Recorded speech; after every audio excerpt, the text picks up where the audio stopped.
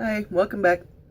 This is, again, I'm Margaret Risher. I'm with the Charleston Anime Club and the convention chair for TexanCon. And I'm answering a series of questions on bullying and harassment at conventions. And we're on question 4 that's asked. And Hoshi asks, what do you think is the most effective way to prevent harassment? I come from an old school way where you stand up to bullies, and I had to learn how to do that, but even in today's society that doesn't happen as much anymore.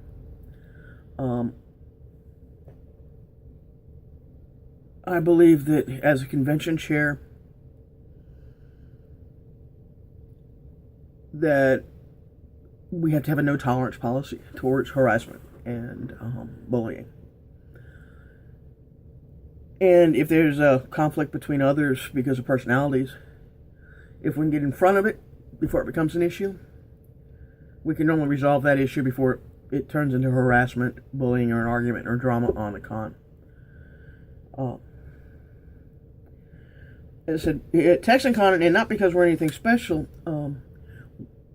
when the Anime Club students decided to do this convention to raise money for scholarships, before we ever actually did it, we created some policies and procedures, and because we are a con based in the university, we pulled the university's code of conduct out of the university catalog and made it part of the rules at TexanCon. And Charlton School policy to students' conduct,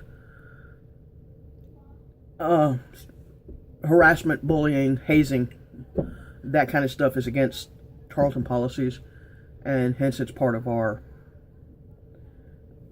rules at our con. So it's not something we deal with here so much as you might at the larger cons, because it's not allowed.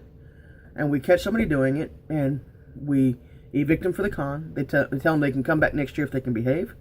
If they can't, we don't want you back. If you cannot play nice with others, you do not need to be here. Because conventions are supposed to be safe places for us.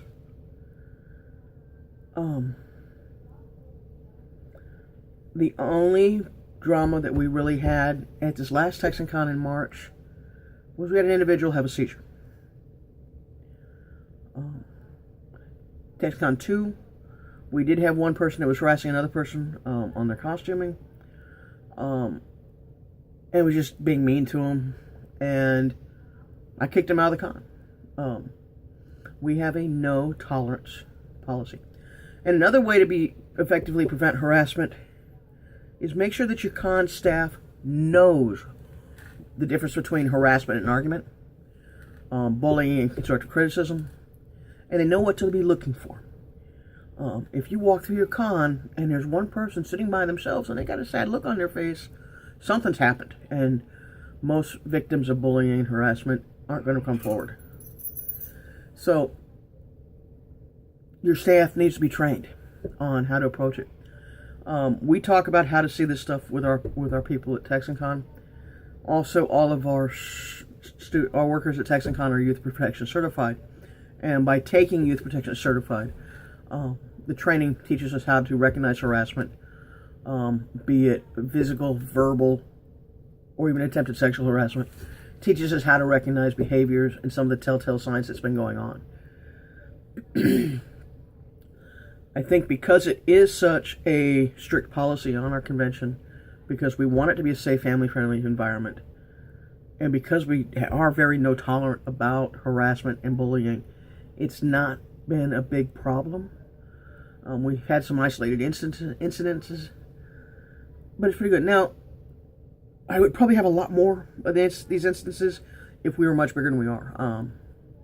TexanCon's about 600-700 people, which I'm happy with. We've been growing. We were 300 our first year, but getting 600 to 700 people to play nice with each other is a good accomplishment.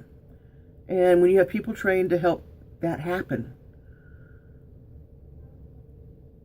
your cons get better and harassment's left.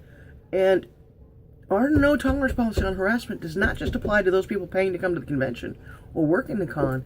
It also applies to our guests. I have 2 vendors that I will not allow back at our con because they could say nothing nice about some of the other vendors that were in there, that we're all on the same footing, and we won't have them back.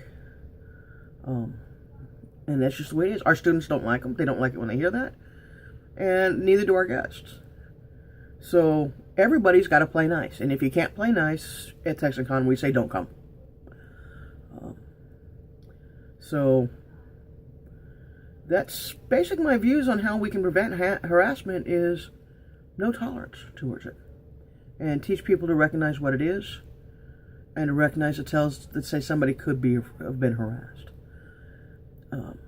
And if we catch somebody that is being harassed physically or potentially sexually, all of our security people at TexanCon are campus cops and their state police officers, so we get them to the officers so they can be taken care of. So that's all I have to say on this topic. As I said, I've got some strong opinions on these, and we're going to talk about question 5 in the next video. This is going to be dealing with harassment and gender, so I'm going to try to be as sensitive as I can be with it, but I also have some really strong views there. So thank you for your time, and I will see you in the next video.